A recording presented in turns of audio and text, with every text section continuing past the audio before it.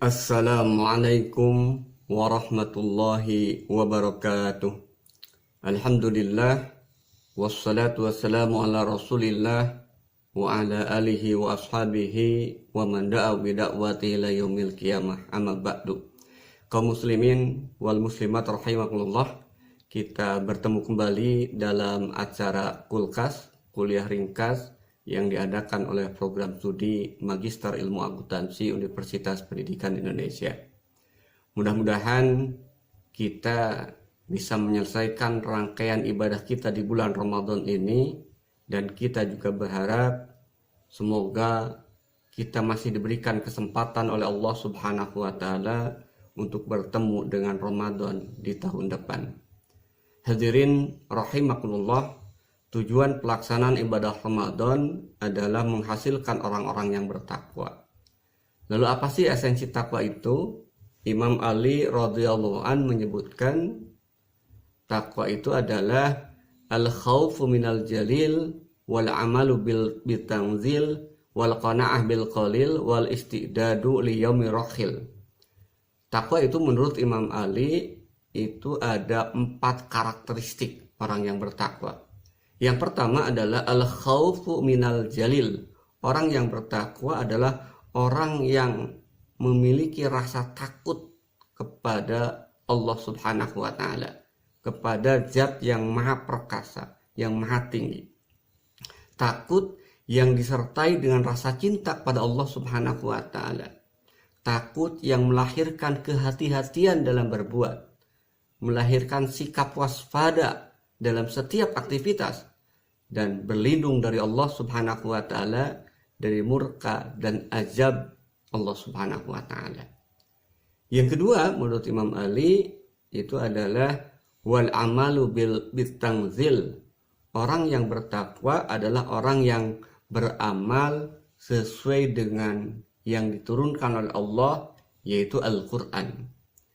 Kalau kita perhatikan, hadirin wal hadirat rahimakumullah, amal yang terbaik yang disebutkan oleh Allah Subhanahu wa Ta'ala dalam Al-Quran, bahkan itu menjadi syarat utama umat Islam menjadi umat yang terbaik, itu adalah amar ma'ruf nahi munkar. Di dalam ayat Al-Quran surat Ali Imran, Allah Subhanahu wa Ta'ala berfirman, kuntum khaira ummatin ukhrijat linnasi ta'muruna bil ma'ruf wa tanhauna 'anil munkar wa tu'minuna billah. Allah menyatakan dalam ayat ini, kamu adalah umat yang terbaik yang dilahirkan untuk manusia, yang menyeru kepada yang ma'ruf dan mencegah dari perbuatan munkar dan beriman pada Allah Subhanahu wa Ta'ala. Menarik, hadirin rahimakumullah, dalam ayat ini Allah Subhanahu wa Ta'ala menyebutkan syarat pertama untuk menjadi umat yang terbaik itu adalah amar ma'ruf nahi munkar, bukan beriman kepada Allah Subhanahu wa Ta'ala. Apa maknanya? Atau kenapa amar ma'ruf nahi munkar didahulukan dibandingkan dengan beriman? Karena kalau kita perhatikan, orang yang melakukan amar ma'ruf nahi munkar itu pasti orang yang beriman. Sementara tidak semua orang yang beriman itu mau melakukan amar ma'ruf nahi munkar. Karena itu hadirin rahimakumullah, para ulama sepakat bahwa kewajiban dakwah atau kewajiban amar ma'ruf nahi munkar itu bukan hanya tugas ustadz, bukan hanya tugas ulama, bukan hanya tugas kiai, tapi amar ma'ruf nahi munkar atau dakwah itu merupakan kewajiban setiap muslim. Bahkan dalam hadis lain, Rasulullah SAW menyebutkan, kalau kita tidak melakukan amar ma'ruf nahi munkar, kita ini akan dipimpin oleh penguasa yang jahat. Dan ketika penguasa tersebut mengeluarkan kebijakan-kebijakan yang menyebabkan kesengsaraan dan penderitaan kepada kita, pada rakyat, kemudian orang-orang yang terbaik di antara mereka berdoa agar dihilangkan keburukan tersebut, kata Rasulullah, itu doa mereka itu tidak akan diijabah. Hadisnya secara lengkap berbunyi, la ta'muruna bil ma'ruf wa la tanhauna 'anil munkar aw la yusallitanallahu syirarakum fayad'u khiyarukum fala yustajabu lahum.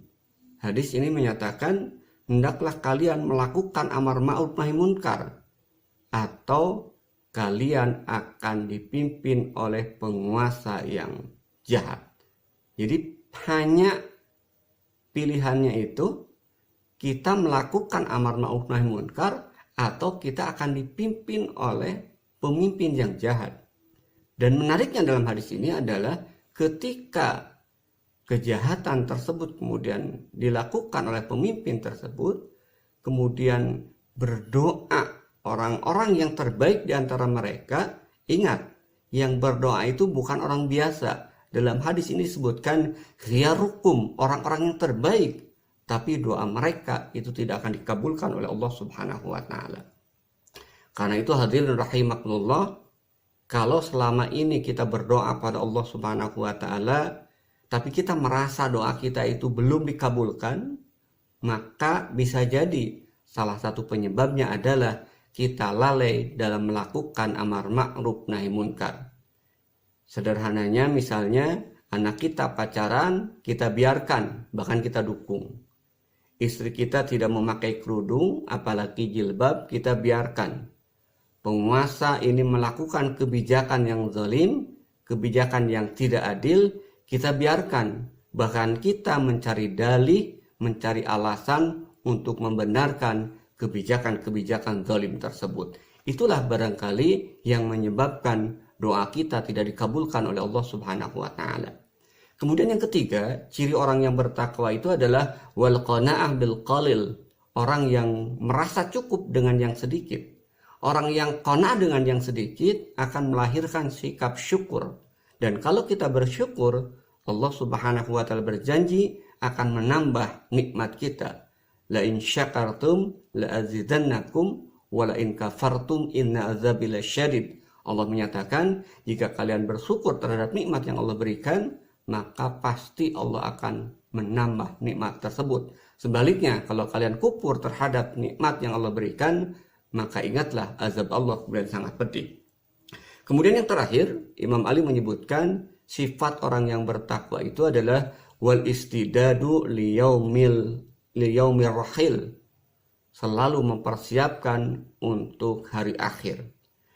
Suatu ketika Rasulullah SAW ditanya oleh para sahabat, "Ya Rasulullah, siapakah manusia yang paling cerdas dan paling mulia di hadapan Allah Subhanahu wa taala?" Rasulullah menjawab, manusia yang paling cerdas dan paling mulia di hadapan Allah Subhanahu wa taala adalah manusia yang paling banyak mengingat kematian dan paling semangat dalam mempersiapkan diri untuk menghadapi kematian tersebut.